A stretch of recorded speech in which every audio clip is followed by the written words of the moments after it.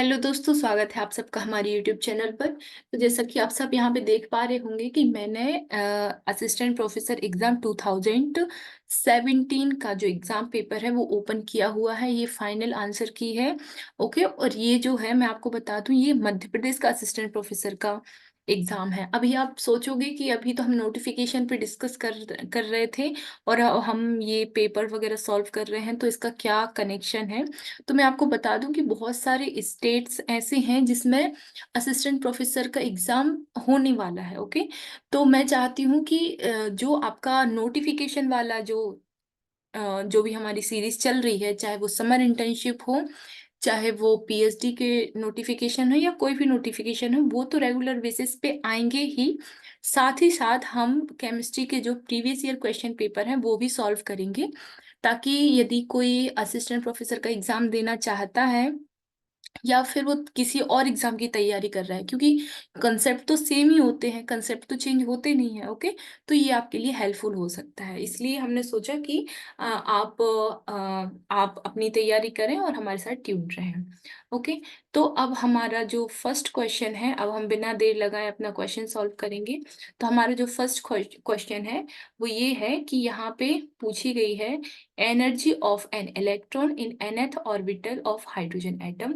Okay, तो सबसे पहले तो यहाँ पे देख लेना है, हाइड्रोजन एटम का पूछा गया है और हमको एनर्जी पूछी गई है। तो एनर्जी के टू फॉर्मूले होते हैं, मैं आपको यहाँ पे लिख देती हूँ। E = -13.6 Z² upon N²।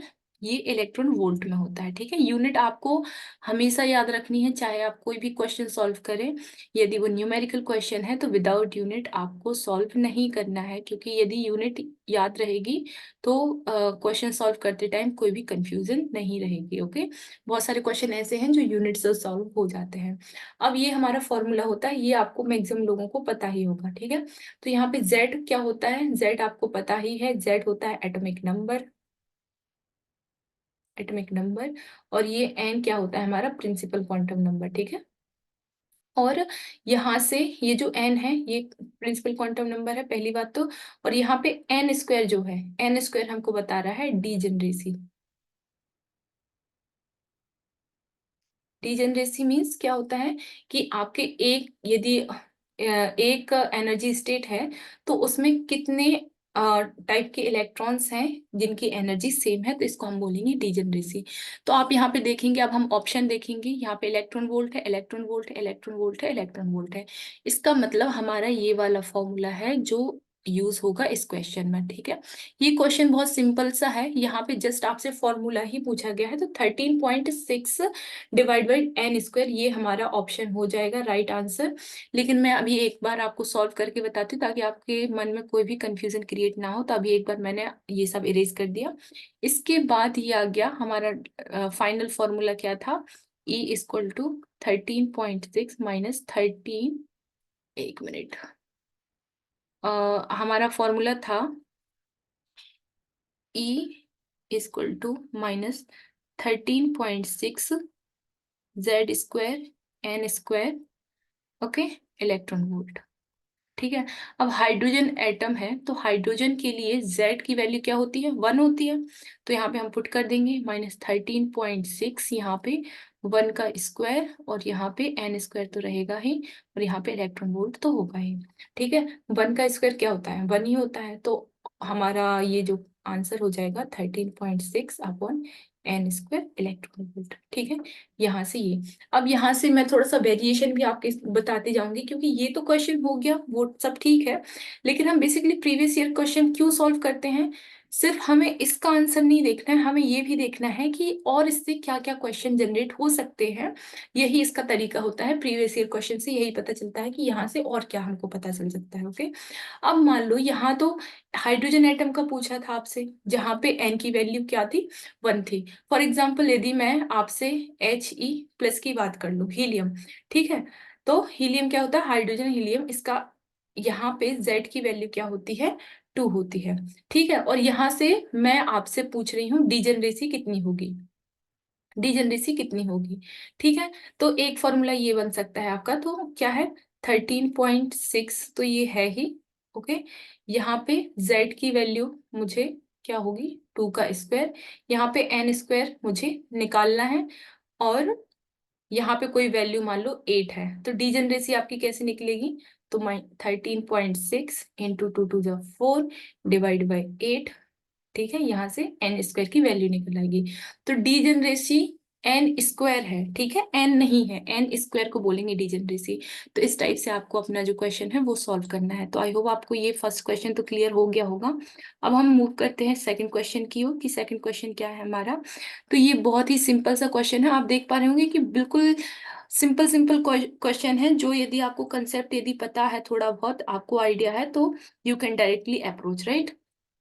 तो यहाँ पे लिखा है, लेकिन मैं आपको एक बात बता दूं कि मैं इन क्वेश्चन का जो आंसर है उसके अलावा इसके आसपास क्या क्वेश्चंस और जनरेट हो सकते हैं वो भी मैं आपको बताऊंगी। ओके, तो यहाँ पे ये भी आपका क्वांटम केमिस्ट्री का क्वेश्चन है, और यहाँ पे जो वीवीटी होता है, बैलेंस बॉन्ड थ्योरी, ओके, उसके रिगार्डिंग क्वेश्चन है। तो ये सीधा सा इसका आंसर है कि जो भी वेव फंक्शन होता है, ये वीवीटी थ्योरी में इनका मल्टीपल होता है, मतलब यदि दो अलग अलग वेव फंक्शन है तो वो मल्टीप्लाई करेंगे।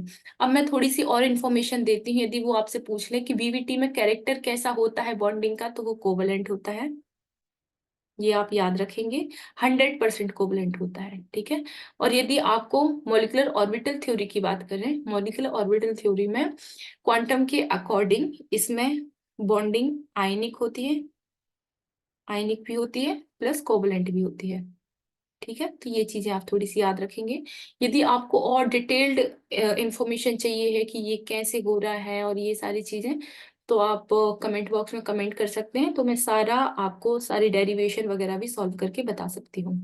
इसके बाद हमारा नेक्स्ट क्वेश्चन जो है, नेक्स्ट क्वेश्चन में आपसे पूछा जा रहा है कि जो 3 क्वांटम नंबर है n, l और m, हमारे 3 क्वांटम नंबर है n, l और m, ये किस थ्योरी के आउटकम है, n, l और m, ठीक है।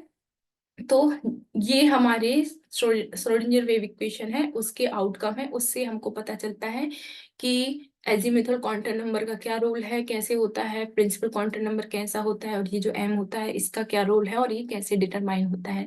अब मैं थोड़े से आपको इन्फॉर्मेशन दूंगी कि बोर्ड्स जो एटॉमिक थ्योरी है, यहाँ पे बोर्ड्स एटॉमिक थ्योरी है, मैं यहाँ पे लिख देती हूँ। बोर्स में एटॉमिक थ्योरी से हमको क्या मिलता है, तो इससे हमको ये पता चलता है कि जो हमारे इलेक्ट्रॉन्स हैं वो न्यूक्लियस के चारों ओर रिवॉल्व हो रहे हैं, और इन एक फिक्स ऑर्बिटल में जो है वो रिवॉल्व हो रहे हैं, और ये fix orbital k, l, m, n हो सकते हैं, मतलब होते हैं। तो यहाँ से ये पता चलता है। दूसरा ये है कि हमारा हाइजेनबर्ग ये जो अनसर्टेनिटी प्रिंसिपल है, इससे हमें क्या पता चलता है, तो delta x into delta p होता है greater than equal to h×/2। तो इससे ये पता चलता है कि यदि हमारे किसी भी इलेक्ट्रॉन की पोजीशन आपको यदि पता है, ठीक है, यदि आप पोजीशन को डिटरमाइन कर रहे हैं क्लियरली, ओके, तो आप उसका जो मोमेंटम है, तो मोमेंटम को आप डिटरमाइन नहीं करते, मतलब नहीं कर सकते, मतलब पोजीशन और मोमेंटम, यहाँ पे मैं लिख देती हूँ, पोजीशन और मोमेंटम को आप साइमल्टेनियसली डिटरमाइन नहीं कर सकते। ये हमारा हाइजेनबर्ग का ये जो अनसर्टेनिटी प्रिंसिपल है वो है। अब अबाउ प्रिंसिपल क्या कहता है, अबाउ प्रिंसिपल के अकॉर्डिंग जो भी इलेक्ट्रॉन्स हैं, जो भी इलेक्ट्रॉन्स हैं वो हमेशा लोअर एनर्जी, लोअर एनर्जी वाले ऑर्बिटल में फिल होंगे पहले, है ना, उसके बाद हमारे हायर एनर्जी वाले ऑर्बिटल में फिल होंगे। तो ये सारी चीजें आपको क्लियर है, ओके, कि मतलब सबसे पहले बोर्स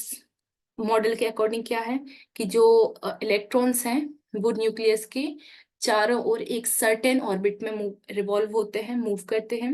उसके बाद श्रोडिंगर वेव इक्वेशन से हमको n, l, m जो क्वांटम नंबर है इनकी इंफॉर्मेशन मिलती है। हाइजेनबर्ग प्रिंसिपल के अकॉर्डिंग हमको ये पता चलता है कि यदि हम किसी इलेक्ट्रॉन की पोजीशन हमको पता है कि वो कहाँ मूव कर रहा है, तो हम उसका मोमेंटम नहीं बता सकते, और यदि मोमेंटम पता है तो हम उसकी पोजीशन नहीं बता सकते। और इसका फॉर्मूला, इसका ये जो है delta x into delta p greater than equal to h×/2, okay. और अबाउ प्रिंसिपल के अकॉर्डिंग यदि इलेक्ट्रॉन्स होते हैं तो पहले लोअर एनर्जी में जाएंगे, उसके बाद हायर एनर्जी वाले ऑर्बिटल में जाएंगे और उसको फिल करेंगे। ओके, अब हमारा नेक्स्ट क्वेश्चन है, देखिए आप देख पा रहे हो कितने इजी इजी क्वेश्चन हैं, और ये ऐसे वाले क्वेश्चन हैं आप इनको डायरेक्ट सॉल्व कर सकते हैं यदि थोड़ा सा भी आपको आइडिया है। अब हमारा नेक्स्ट क्वेश्चन है कि यहाँ पे 0 पॉइंट एनर्जी हमको बतानी है of particle in one dimensional. तो हम पार्टिकल इन वन डायमेंशनल के लिए 0 पॉइंट एनर्जी के लिए हमको सबसे पहले तो एक दो चीजें याद हमेशा रखनी है।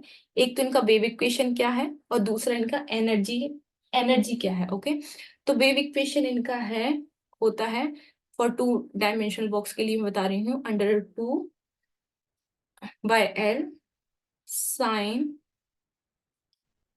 n πx/L। ये फॉर्मूला यदि आपने थोड़ा बहुत भी क्वांटम का आइडिया है आपको, तो ये फॉर्मूला आपको याद होगा ही।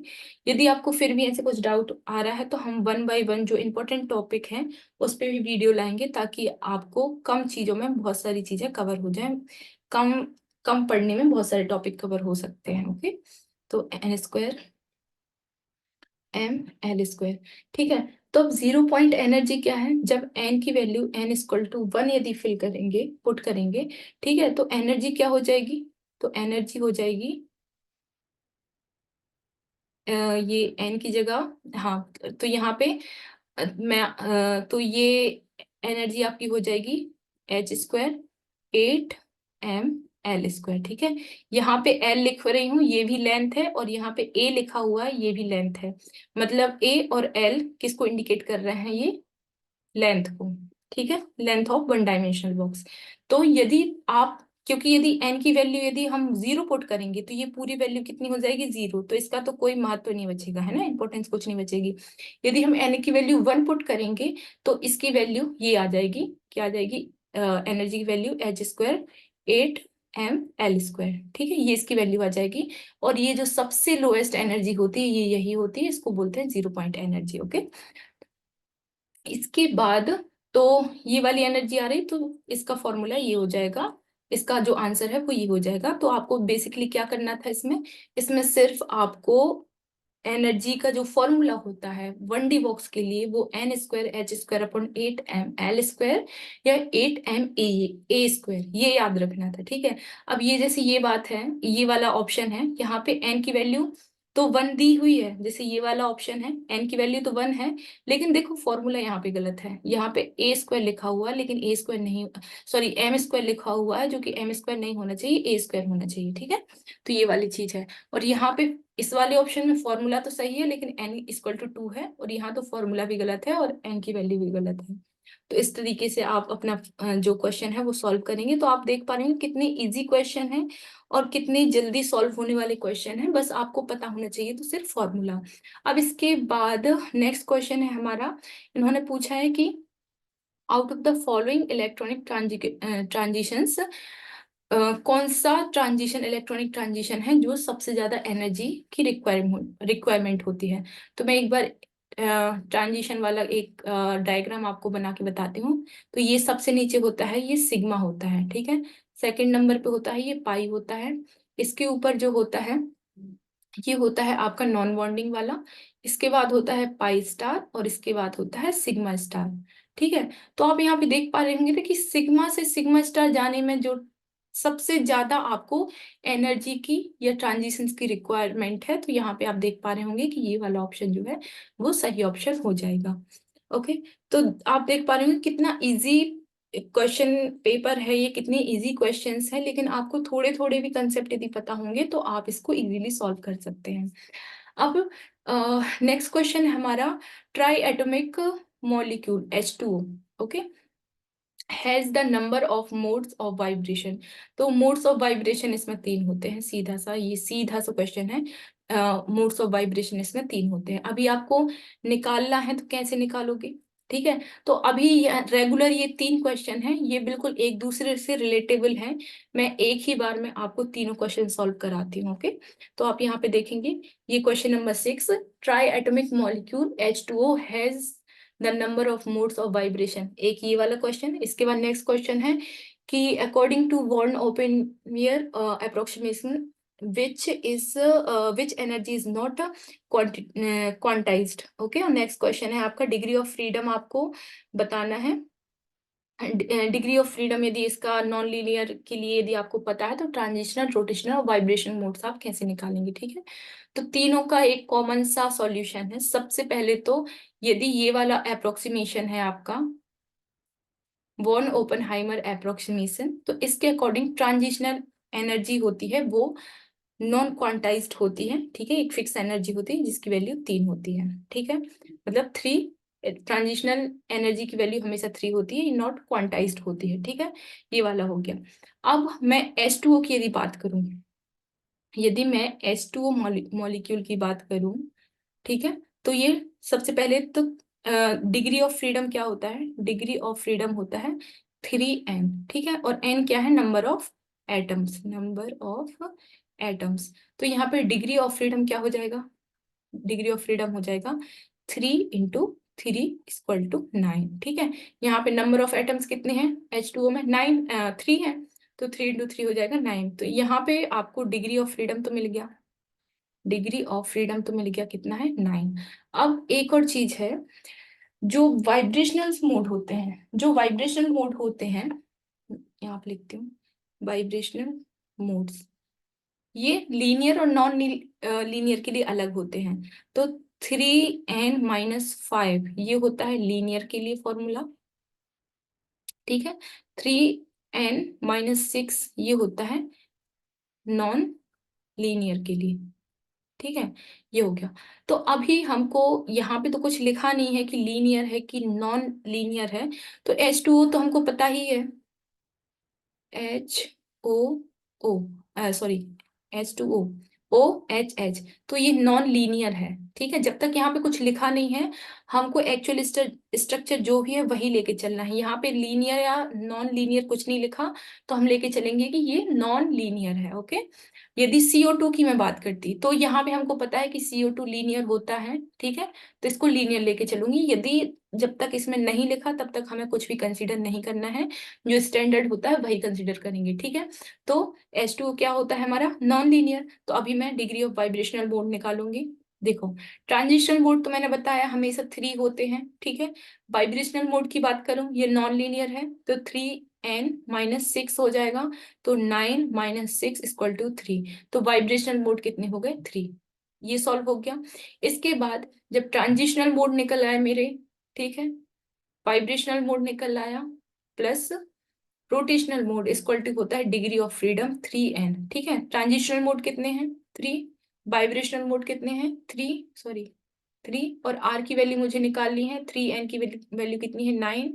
तो r भी हो जाएगा क्या, 3, ठीक है। तो यहाँ से मेरा ये वाला क्वेश्चन सॉल्व हो गया, ट्रांजिशनल वाला मैंने सॉल्व कर ही दिया है। और नेक्स्ट क्वेश्चन अभी आप देखोगे, नेक्स्ट क्वेश्चन है कि इसमें इसमें पूछा हुआ है कि इसमें नंबर ऑफ ट्रांजिशनल, रोटेशनल और वाइब्रेशनल मोड, तो यहाँ पे मैंने आपको कैलकुलेट करके बताया है कि 3 + 3 + r = 9, तो ये भी हो जाएगा 3, ओके।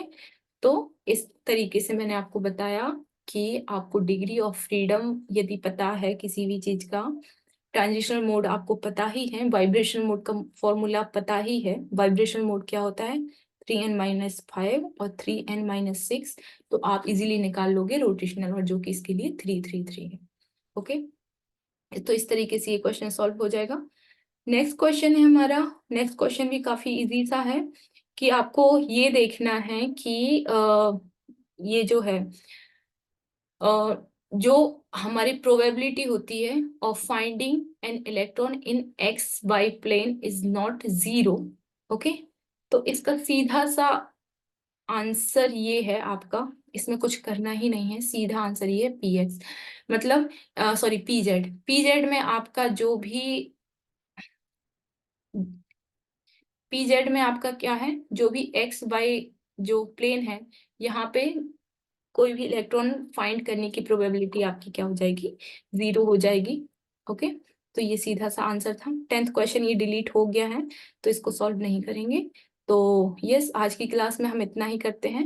नेक्स्ट क्लास में हम और आगे जो भी क्वेश्चंस होंगे उनको सॉल्व करेंगे।